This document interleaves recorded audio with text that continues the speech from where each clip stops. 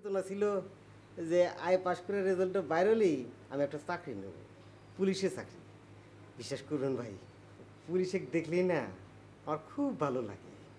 মানে আছে না, যে কোনো ধরনের লোক যে কোনো রকমের অন্যায় করলেই একমাত্র পুলিশই আছে যাকে ধরে হ্যান্ডকাপ পরে শাস্তি দিবেন নিয়ে পারে। সংক্ষেপ সংক্ষেপ।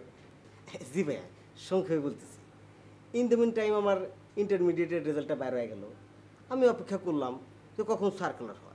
আশেপাশের অন্য অন্য ডিস্ট্রিক্টে সার্কুলার হয়ে গেল, কিন্তু আমাদের ডিস্ট্রিক্টও হয় না। কিন্তু খুব খারাপ হলো।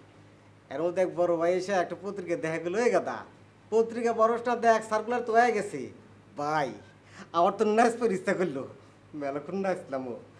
তারপরে যে গেল মাসের 8 তারিখে আমার বিয়ে কলেজে আমি যাই খারাইলাম পুলিশে।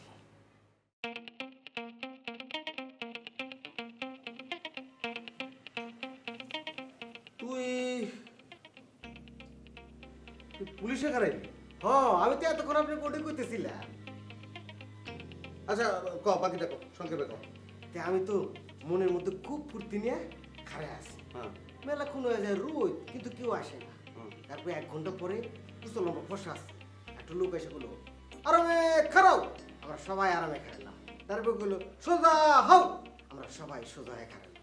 তারপর উনি করলো কি, আমার সবার সামনে দিয়ে এরকম দেখতে দেখতে দেখতে দেখতে যাইতেছে, কোনো মানে খারাইলো না। হঠাৎ এসে উনি আমার সামনে খারাইলো।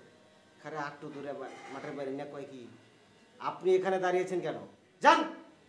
কন্ত ভাই আমার সমস্যাটা কি? তুই সোজা হয়ে খারাইছিলি? একদম স্ট্রেট সোজা। খারা তো দেখি। এই যে যেই কইছে যে অ্যাটেনশন, আমি এরকম মাইরে এরকম একদম স্ট্রেট সোজা হয়ে গেছিলাম। পা থেকে গান পর্যন্ত তো সোজাই আছে। তুই যদি এরকম করে তো সোজা হয়ে তুই দাঁড়াইছস, হ্যাঁ, তুই যদি একটু স্টাইল করে ঠ্যাংটা এরকম একটু বেঁকা করে দাঁড়াতি, তাহলে কিন্তু পাশ হয়ে গেছিল। তাহলে না আমার হাইটে মার খেয়ে যায়। আচ্ছা বাদ দে, যেটা গেছে গেছে, ওই নিয়ে চিন্তা করে লাভ নাই। আর কি তোর চিন্তা, কি বল, সঙ্গে বলবি। ভাই চাকরিটা না পাই মন মেজাজ আমার এমনি খারাপ। পরের দিন সকালে বাইরে বাইরে হয়েছি, ছোট ছোট পোলাপান আমাকে দেখা কয় লোকমান পুলিশ দেয়, লোকমান পুলিশ, ও লোকমান পুলিশ। মেজাজটা কেমন খারাপ লাগে, সেজন্য আমি জিদ করছি এই এলাকায় আর থাকবো না। ঢাকায় এসে আপনার মাধ্যমে আমি অন্য একটু কিছু করে স্টাবলিশ হয়ে যাবো। সে কি কি করবি, কি সেটা বল, সংক্ষেপে বল। ভাই আপনার হাতে তো মেলা উপরের লোকজন হাতে খাতির আছে, আছে না ভালো ভালো অফিসে পিয়ন দারোয়ান। কি কিসে পিয়ন দারোয়ান? পিয়ন দারোয়ান যদি হবি তাহলে তুই আমার কাছে আসছিস কেন? জীবনে দাঁড়াইতে হলে বড় কিছু করতে হবে, এবং বড় কিছু করার জন্য যেটা করা লাগবে ওইটাই করতে হবে। ভাত খাইছস? না খাইনি। কেন খাস নাই? কেন নাই?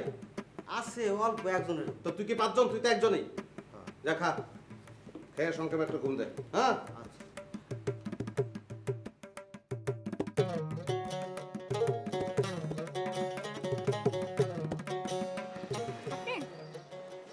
সংক্ষেপে চলে আসছেন?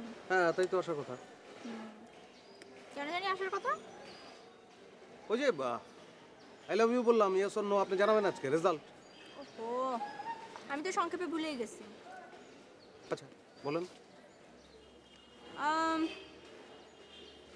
আচ্ছা, রেজাল্ট তো আউট করাই যাবে, যে কোনো সময় বলা যাবে, কিন্তু তার আগে আমার একটা কোশ্চেন অ্যান্সার দেন। ইয়েস হলে কি হবে আর নো হলে কি হবে?